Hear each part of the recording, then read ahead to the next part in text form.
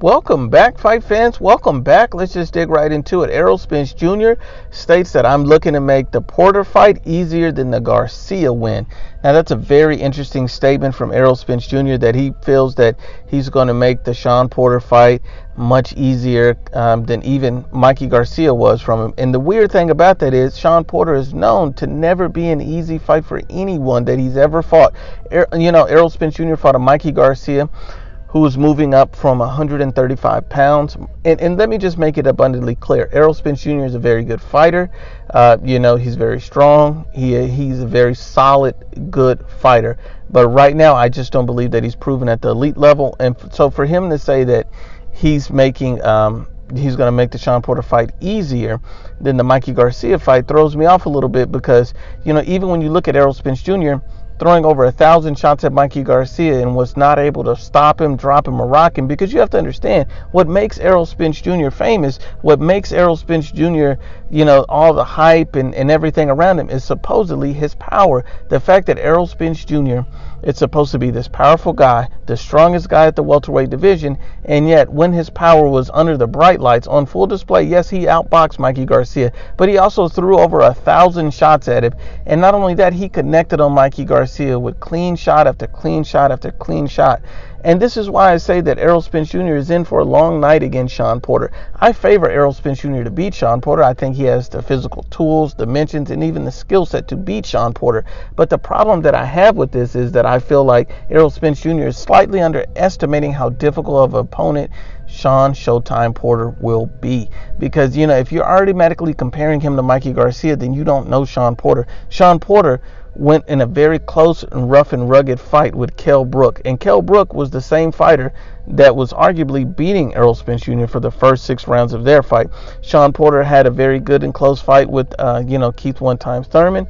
And Shawn Showtime Porter beat Danny Garcia. So Shawn Showtime Porter has proven himself at the welterweight division against the very best fighters that they have, aside from Terrence Bud Crawford. So we know that Shawn Porter, even with the loss on his resume, from Kell Brook in a very close decision, Keith Thurman in a very close decision, you see that Shawn Porter was probably these guys' most difficult fights up until that point in their careers. So you got to understand that Shawn Porter is going to be no easy out. He's going to be no easy task. And Errol Spence Jr. saying this, you have to understand that he's making a standard in a statement saying, if he doesn't make this fight look easy, then how good is Errol Spence really? Because even Roy Jones Jr. stated, Errol Spence Jr., we don't know how good he is, but this Shawn Porter fight will tell us exactly where he's at and where he belongs. I don't believe he's better than Bud Crawford. I believe Terrence Bud Crawford is the best fighter at the welterweight division. I believe he's strong. I believe he's proven that against enormous welterweights. And I think that the fact that he's been unified and undisputed at 140 pounds, the fact that he's moved up in his first 2 fights, beat 2 undefeated fighters, and became a world champion in that short amount of time shows that Terrence Bud Crawford is a very special fighter. When you look at Errol Spence Jr., he's very talented. He's energetic, and I like Errol Spence Jr. I think he's a very good fighter and has the potential to be a great fighter, but we just need to see him, back up the words that he states, because he started out the Mikey Garcia press tour saying that he was going to stop him, and then all of a sudden changed. And so at the end of the day, Errol Spence Jr., we have to see what he does against Shawn Porter. Can he stop Shawn Porter? I don't think so. I think the fight goes to a decision. I understand there's a lot of hype around the fight saying that he's going to stop him, but you have to understand this same hype was around the Mikey Garcia fight, and Mikey Garcia was a guy moving up from 130 pounds. And so when you look at Shawn Porter, a natural welterweight, a big guy, and a guy who's better than everyone on his resume, because if you look at it, when he fought Kell Brook was already damaged, weight drained, and coming off an injury and a knockout loss. When he fought, Lamont Peterson has never been an A-level fighter. He's been a C-level fighter. Chris Algieri is not even a welterweight, if we're going to be honest with ourselves. And so what was his best win? None of those guys are impressive. Carlos Ocampo is a tomato can. So none of these guys will be like, when Errol Spence Jr. steps in the ring against a Shawn Porter. I think that this particular fight has the potential for an upset if Errol Spence Jr. does not take this as seriously as he should. This is a direct quote from Errol Spence. He said, "It's really no difference comparing him to Mikey Garcia." He said, "Me personally, I'm looking to make it easier than the Mikey Garcia fight. So I hear a lot of talking from him and his father. and how they've been talking. So I'm definitely going to put on a showcase performance, and I'm looking to put on a great performance and hopefully a stoppage. And, Shawn Porter rebutted and states that, I think he knows this is not an easy fight for him.